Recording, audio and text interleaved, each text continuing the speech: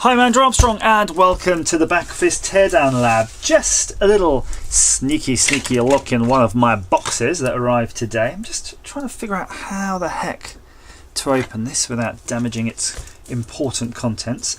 But I'm not going to really be going through the contents of this box too much in detail, and you'll see why. The reason is, there's a whole load of addressy stuff on there. I'm going to turn it on its side. I don't want to reveal the address of the previous occupant of the box that this was sent in case they get spammed or something. That's the problem when you rebox a box. You never know who's going to be doing a YouTube video on it, thus revealing your sensitive information. A little bit bashed, LAPD.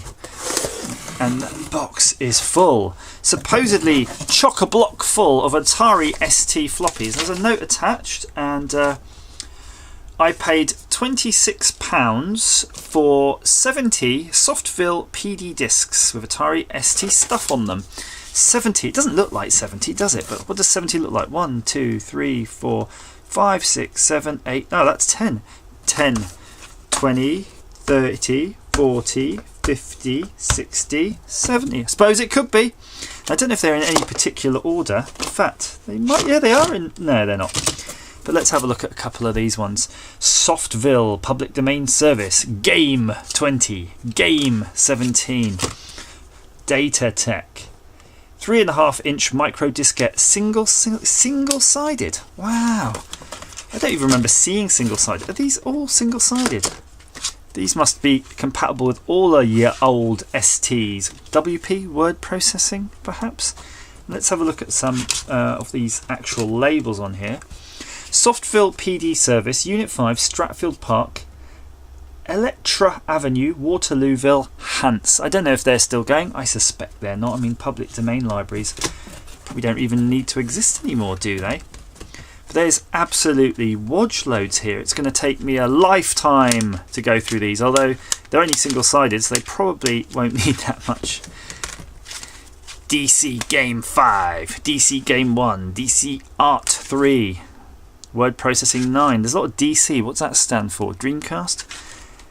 DC Acts 17, Art 17. Now, if you remember back in the day, you used to get in the magazines like big lists and would have these would be all like the codes, and then there'd be a little description of what it is, and it's sort of quite similar to sort of bulletin boards used to have something similar. So this is almost like a big old chunk, like a big chunk of a library, but definitely not a whole library. I mean, they had hundreds and hundreds of discs in the library, and I guess they'd just run them off. They would have had old school hard discs and then run you off one and written on the label, chuck it in the post. And then you'd have your Atari ST software, and it was probably somewhat similar to what you'd get on a magazine, though this was, you could actually select what you want. And I remember that there was an awful lot of shovelware, but there were a lot of hidden gems. There was a lot of excellent demos and things like that. And I remember one on the Atari ST where it was like a graveyard, and you had a bunch of sort of, it was creepy, and then sort of dancing skeletons and ghosts coming out and having a jam. I mean, I used to love that. And that was always the beauty of these, because these are a bit like those ordering those jokes by post, in that you'd order them, you'd wait a long time for them to arrive, but you never really quite knew what you were going to get. And sometimes it was disappointing, but other times it was just fantastic and something you'd never have expected. DC LAN, what's LAN? Game 15, Game 7. And these will have loads of things on. I mean, they're not just going to have one app. They're going to have like a whole bunch of applications or games on them usually. Sometimes they have newsletters. Sometimes they have sort of just pictures or just text. All sorts of things. Just make a gap here. They're not in any real order as far as I can see, but I'd like to put them back where they come out of the box. Pick 15, Pick 13, Muse music. Be cool if they've got all tracker music on there. That's got to be quite nice. There's something about finding it on a floppy and having this whole wodge to go through that'll be is kind of more fun than just going online and downloading.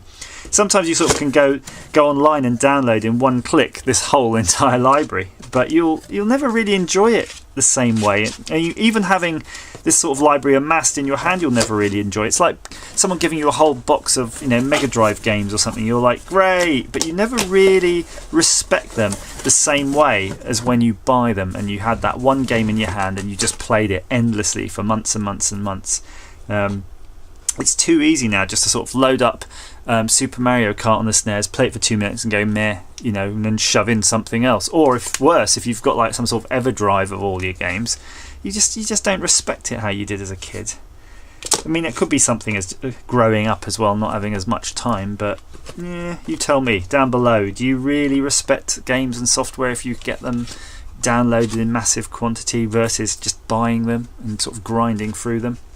Game 50, Game 49, Game 48, Game 47. Ooh, those were in order a bit, weren't they? Oh, I'm going to have so much fun organising these, organising my library. But if you do recognise the company that's doing this or any of these titles, or you've got an old catalogue or list, please send them down below and I'll link to that on the description to somewhere, and you know, people can have a look. And I'm going to be chucking these in the Atari ST and going through them at some point in the very, very near future, because I don't think I can resist much longer. So I'm going to probably take my BBC Micro out of circulation. You know, that's taking room up on the table, and now it's been there for about 3 months. So now I'm going to have 3 months of Atari ST playing with. So I'm going to be going through those, and I'm kind of excited. So yeah. Please like, share, subscribe, and as I said, let me know down below if you know anything about this company or any of the sort of software they've got here. Thank you for watching.